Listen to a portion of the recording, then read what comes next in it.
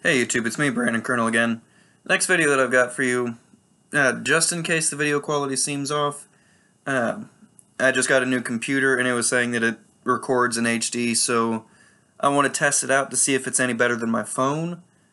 If not, then I'll just simply go back to my phone, so if at all the video quality just seems different, that's why.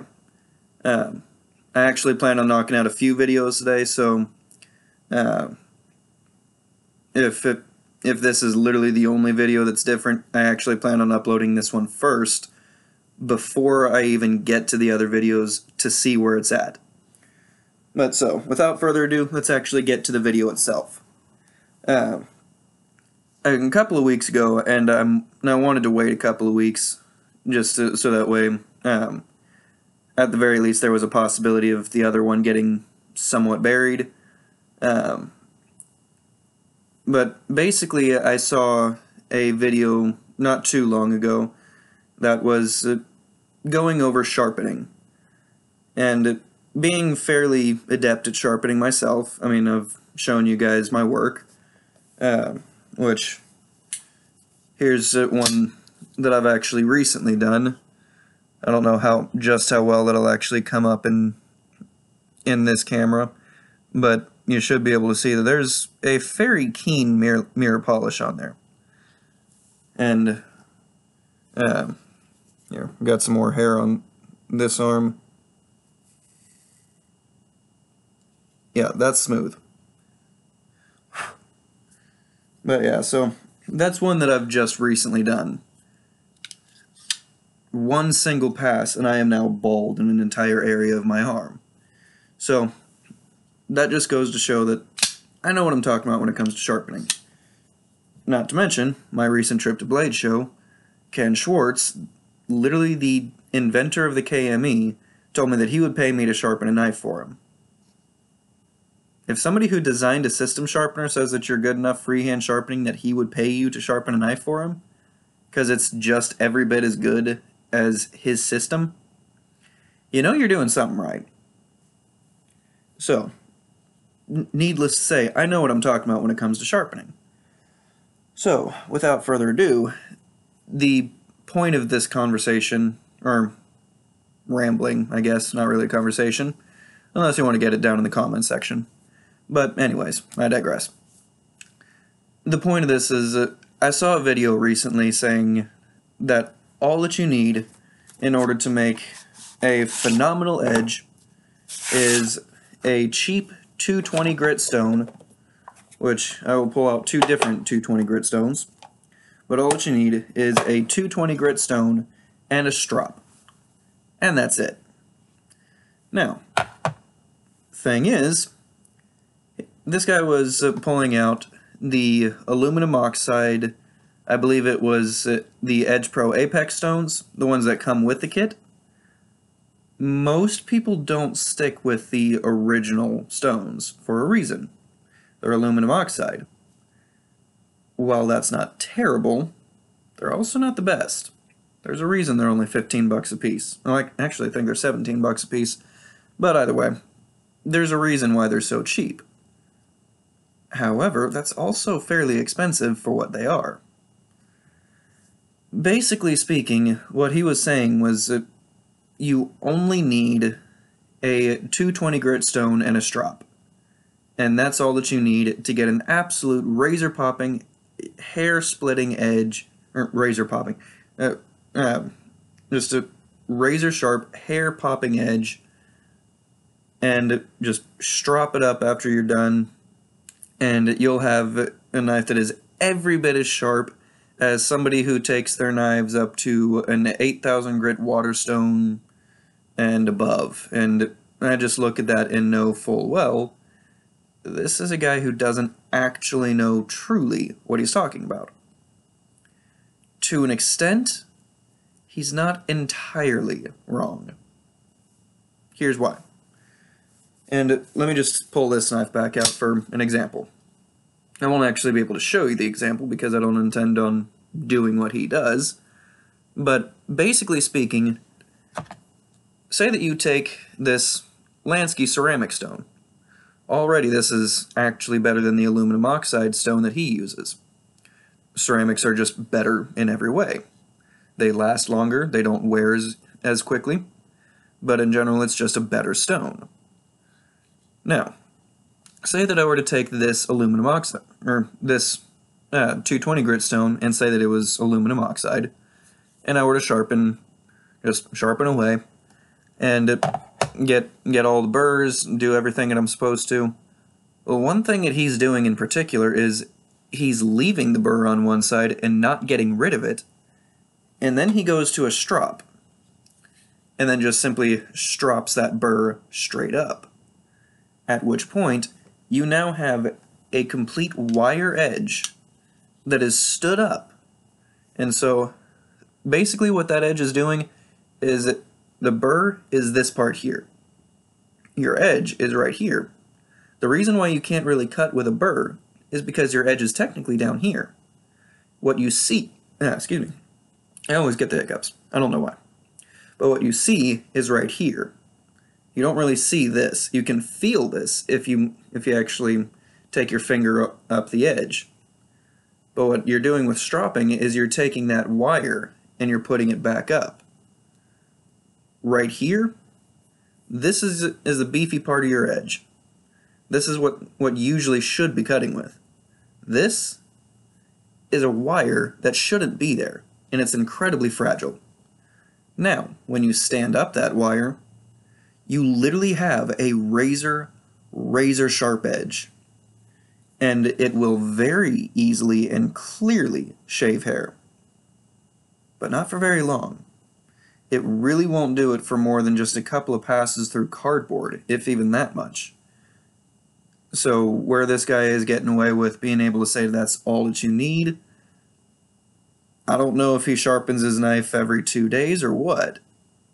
But honestly, you take your edge up the way that you're supposed to, beyond a 220 grit stone, and your edge will very clearly last longer than just a couple of days. Now, he did it in a different video say that he does take his edge up to a 1000 grit stone. Typically speaking, at the very least, and that's better. But he goes straight from a 220 into a 1000, sometimes. He does have, if I'm not mistaken, either a 5 or a 600. And again, that actually is acceptable. I do it. I go straight from a 500 to a 3000 sometimes. It just depends on my mood. If I feel like if I'm using my Lansky stones, then I'll go all the way up through the grits. If I'm using my Shapton glass stones, then I actually don't have an in-between from my 500 to my 3000. So, it just depends on what I want to do. Do I want to just do a quick sharpening, or do I want to take some time and enjoy it? But anyways, so going from a 500 to a 1000 isn't that bad. And in fact, a 1000 is a decent finishing stone. For me, I'd consider that an economy finish, but that's just me. But then again, you've seen my edges.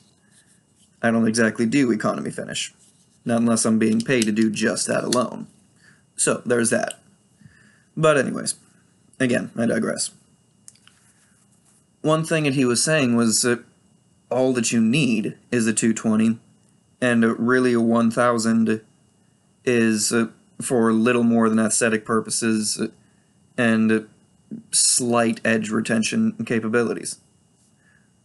Wrong. Again, here's why. Reason being is the entire reason for grits. You go from a 220 grit stone, start at this. This is for hogging off a lot of steel and removing just a lot of metal, taking it away. And this sets a bevel. That's all that it does. Now, you can fine-tune with this, but it is increasingly and incredibly difficult. It is not something that you want to do very often because it takes so much work. And quite frankly, that's work that I do. Because one thing that I actually do with all of my stones is I make sure that the edge is borderline perfect before I move on to the next stone. It's one of the reasons why it takes me so long to sharpen, but at the same time, it's one of the reasons why my edges come out so good, is because I make sure that before I go on to the next stone, my edge is already perfect. So therefore, if I choose to stop at that grit, I can. Because I actually strop in between stones, and I make sure that the edge is completely stood up. I make sure there's no burr, there's no wire edge. I make sure that the edge is perfect. So therefore, like I said, if I need to stop, I can. But however, no matter what, I don't stop on a 220 grit stone. Basically, each stone actually gets the steel to have fewer and fewer micro serrations. Basically what micro serrations are, technically no matter how far down, or no matter how high up, I guess I should say. No matter how high up I take this edge, no matter how high of a grit, no matter how high of an emulsion fluid, no matter how high of a diamond paste, it doesn't matter. Technically speaking, on the microscopic level, this will always have a serrated edge. That's just how knives work.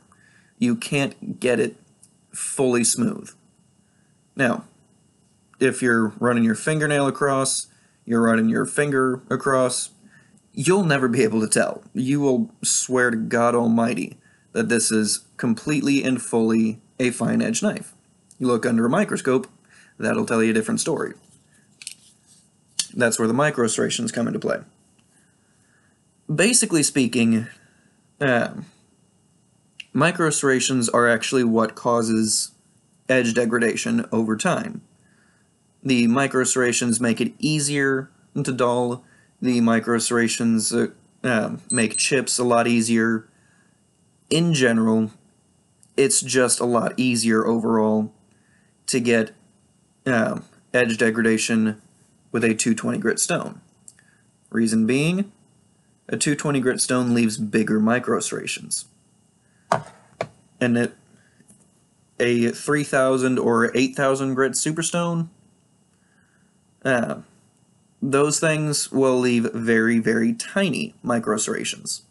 And the smaller the serration is, the more difficult it'll be in order for anything to actually get through, and therefore get inside of the edge and cause some kind of splitting with the steel, cause any cracks or chips or nicks with the steel. It'll just in general be a lot more difficult.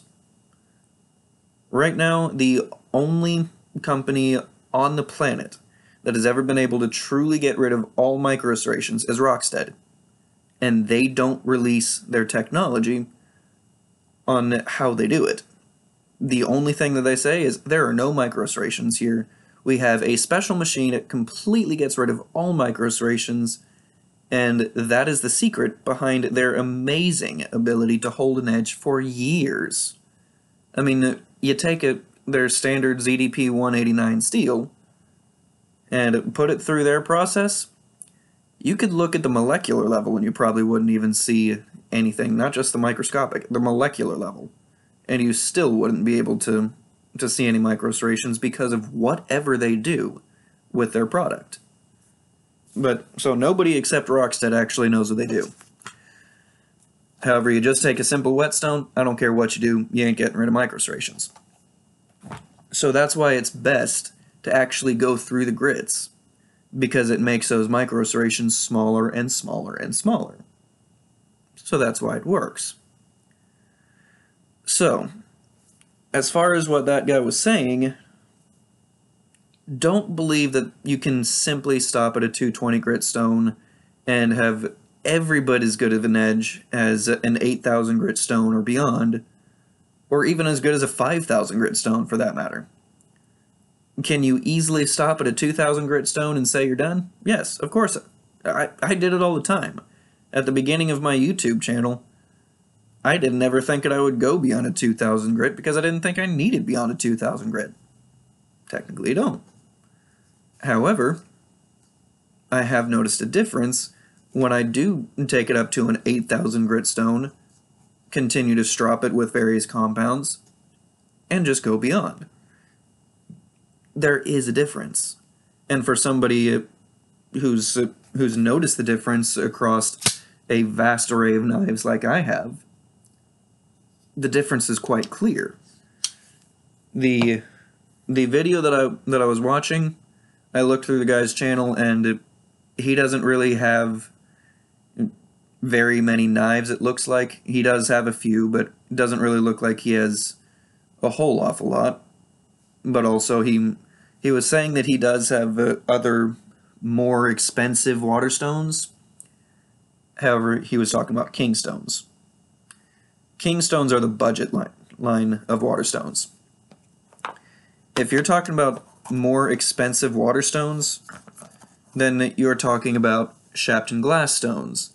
You're talking about Naniwa, which I've got somewhere else around here. If you're talking about expensive water stones, those are the ones that you're talking about. You're not talking about a $20, maybe at the very most $40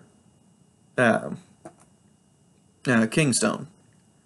I mean, even the most expensive kingstones that I've ever seen are like an 8,000 grit and 500 grit combination kingstone. And I think that went for $45. While that might be expensive to some, it's not expensive to most. And so yeah, that's no, that's not expensive. So I don't really care what that guy's saying. He doesn't have expensive water stones. He has mid-grade water stones, not expensive. I have expensive water stones. I think this stone alone cost me over $100. This is a double thick 500 grit water stone, made of ceramic, has a glass backing, made by a very reputable company. It's a water stone, comes with a base. This is an expensive water stone. My set of water stones is an expensive set of water stones. He has a 220 grit, a 500 grit, and a 1000 grit aluminum oxide set of stones that cost him $45. No, that's not an expensive set. And in fact, he's actually peddling it, saying, this is all that you need. Well, I've even got a challenge to that.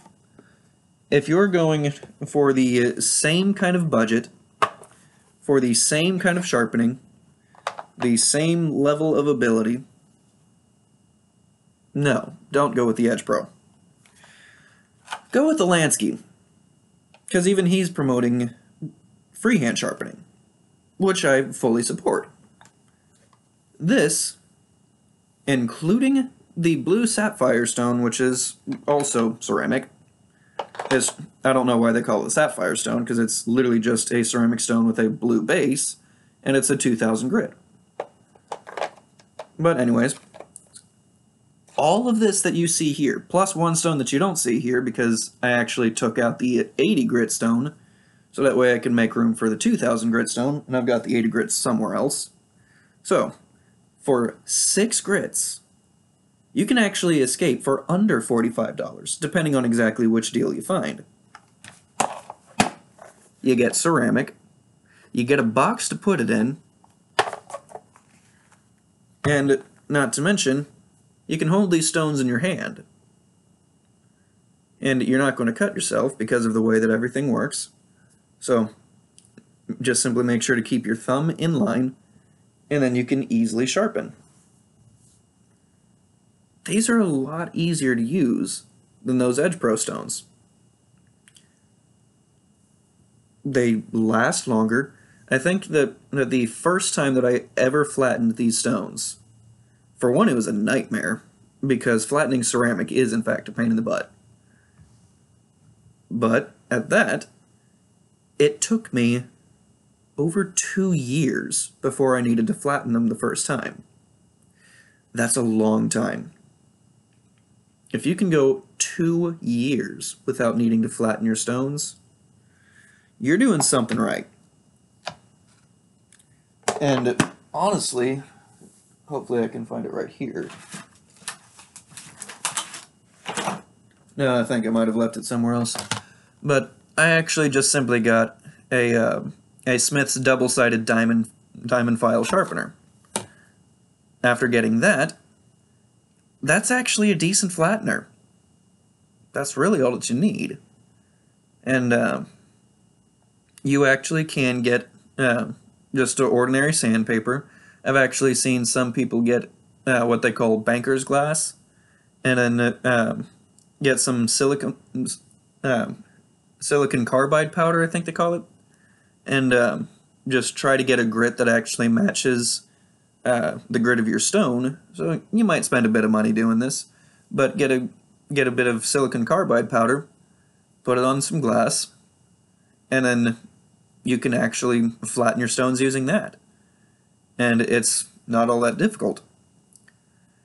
So there are ways to do it, but overall, you're really not going to be spending all that much more money on this than you will his stones. However, with his stones will go out of flat a lot faster, and you'll end up spending in the long run more money than I did. Now, if you only have one, maybe two knives, you could probably escape with his, but you'd still do better to go with mine. Basically speaking, in the long run, it really doesn't matter if you have one knife or if you have 12 knives. It doesn't matter if you have 112 knives. The bottom line is, if you're using your knives and you're sharpening them regularly, you'll do a lot better to get this set of Lansky stones, get more grits, get better grits, and just in general get a better set than you will to go out and get his set, because in general they just work better. In the edge, in the end, the edge comes out finer. It comes out just better looking. The edge itself is a finer quality. So, if you want to talk strops, then that's really a video for a separate debate, because stropping does have a lot of benefits, but it's a really different animal entirely. So if you guys want to hear my thoughts on that, then just comment down below and let me know if you want to see that, and I'll try to crank that out sometime later. But otherwise, after uploading this, then I'll actually be getting to 2 more videos today. I have 2 particular knife reviews that I want to do, and both of them are in these packages. Now, obviously these are second-hand packages, or not second-hand, but aftermarket packages. They don't actually go with the very knives that they hold, but if you've seen my Instagram at all, you already know what's in them, because they're the only 2 knives in my collection that you have seen on Instagram that I haven't reviewed yet. So, if you haven't seen my Instagram, then you don't know, but this is one that I'm excited about. So, those reviews might actually be coming later on in the month, because I do kind of want to spread out my videos a bit, but I will be recording them today at the very least. I might upload one other video today, but like I said, it'll be after I upload this one already, because I don't even want to record those videos until I know how this one came out quality-wise. So, I might just have to go back to my phone. Otherwise, YouTube, stay safe.